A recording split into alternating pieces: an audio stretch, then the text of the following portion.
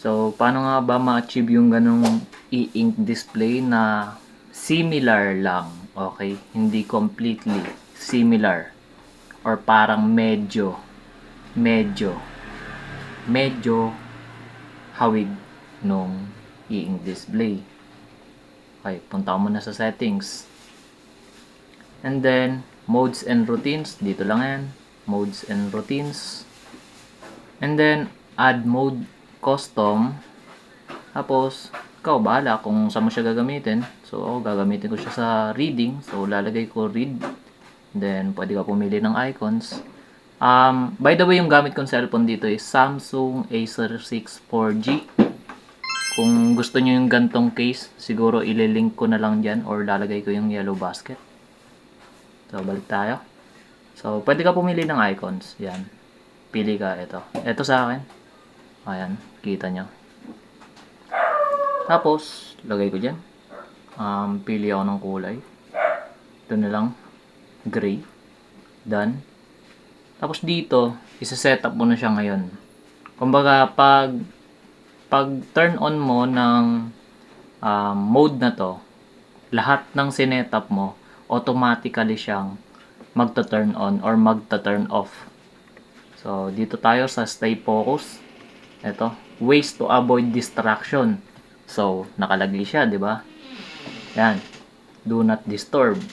Turn on natin. Tas not allowed na non-allowed din yung notification. Done. Then done. So, dito naman tayo sa other actions. And grayscale. Turn on. Tapos, dark mode, turn on din. Eye comfort shield. Yan, pwede ka mamili ng kanyang color temperature. 100% or 0 or 60 or 50. Pwede din, adjust mo. So, sa akin, nasa 60 lang. Yan, 60. Tapos, syempre, nagbabasa ka lang naman. So, hindi ka naman naglalaro or nag-video. Pwede mong i-turn on or i-turn off tong power saving. So, sa akin, ito-turn on ko siya kasi gagamitin ko lang to, itong mode na to, pag nagbabasa. Okay? So, done natin yan. Tapos, itong sound and volume, di naman natin kailangan marinig yung notification ng mga application. So, i-mute natin yan. Tapos, itong media volume, lahat yan is isa 0% natin. Kasi di naman natin yung kailangan kasi nga yung mode na to, gagamitin lang natin pag nagbabasa. Okay, done. Tapos, okay na tayo dyan. I-select nyo lang tong done. Yan. Nakikita nyo. Yan siya. So, ganito yung itsura niya pag hindi pa naka-turn on. Yan. May mga kulay pa. Nakikita nyo, kulay red pa. Tapos, yung sa ating TikTok. Yan. May kulay pa yung TikTok. May sound pa, di ba? Yan, may sound pa siya. TikTok natin. Yan. Ano pang sound? Yan, kung makikita nyo, may sound pa. So, pag turn on natin siya, punta lang tayo ulit sa settings. Yan, turn on natin. Ano? Diba? Automatically na. Lahat ng pinili natin dito, automatically nag turn on siya or turn off. Diba? Makikita nyo. Yan. Yung ating media. Yan. Yung media volume natin, kusa na siyang volume down. And then, kung gusto nyong mabilisan, ito lang yan. Nasa quick panel lang din yan. And yung read, nakikita nyo, pwede nyong i-turn off. So, ma-achieve na natin yung e-ink display na medyo lang medyo similar sa e-ink display. Hindi completely, okay? At least, kung wala ka pang pangbili ng e-ink display, meron kang option or alternative way para kahit papano ma-achieve mo yung ganong display. Kasi nga, pag nagbabasa tayo, di ba? Ayaw natin ng distraction. Ayaw natin yung sobrang daming kulay, or especially, ayaw natin na sobrang lakas ng blue light. Doon pumapasok yung eye comfort shield. Kaya tinurn on din natin yon. Ayan, kung nakikita nyo, naka-turn on siya. Kasi yung eye comfort shield, kahit, okay, paulit-ulit, kahit papaano nare-reduce yung blue light. Okay?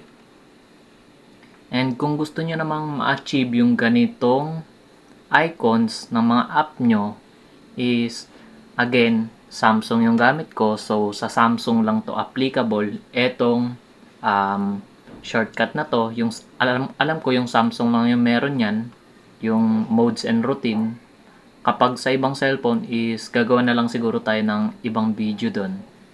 So, ang una nyong dapat gawin is download muna kayo ng FineLock. So, nandito yung FineLock ko. Ayan, FineLock.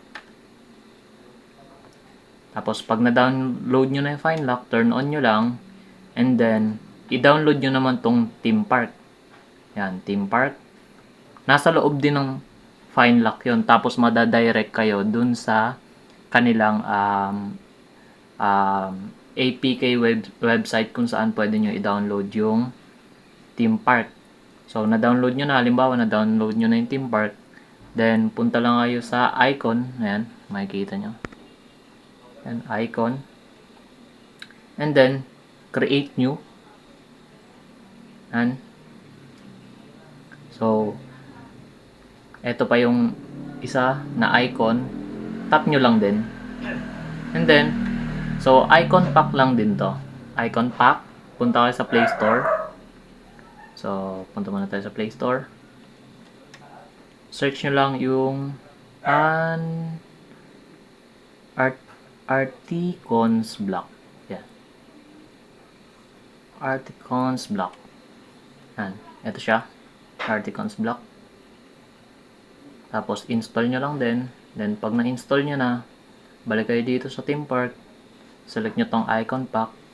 And then, select nyo yung Articons Block. Yan. Then, please wait. Wait mo lang.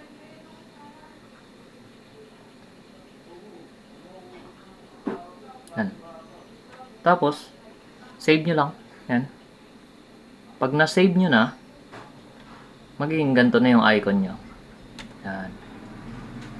So, again, ang use lang nito, para kahit papano, mabawasan yung distraction. Dahil nga dun sa grayscale, so nababawasan yung distraction. Yung eye comfort shield, nababawasan yung blue light. Okay? So, parang similar siya sa e-ink display habang nagbabasa kayo. Pero hindi completely, okay?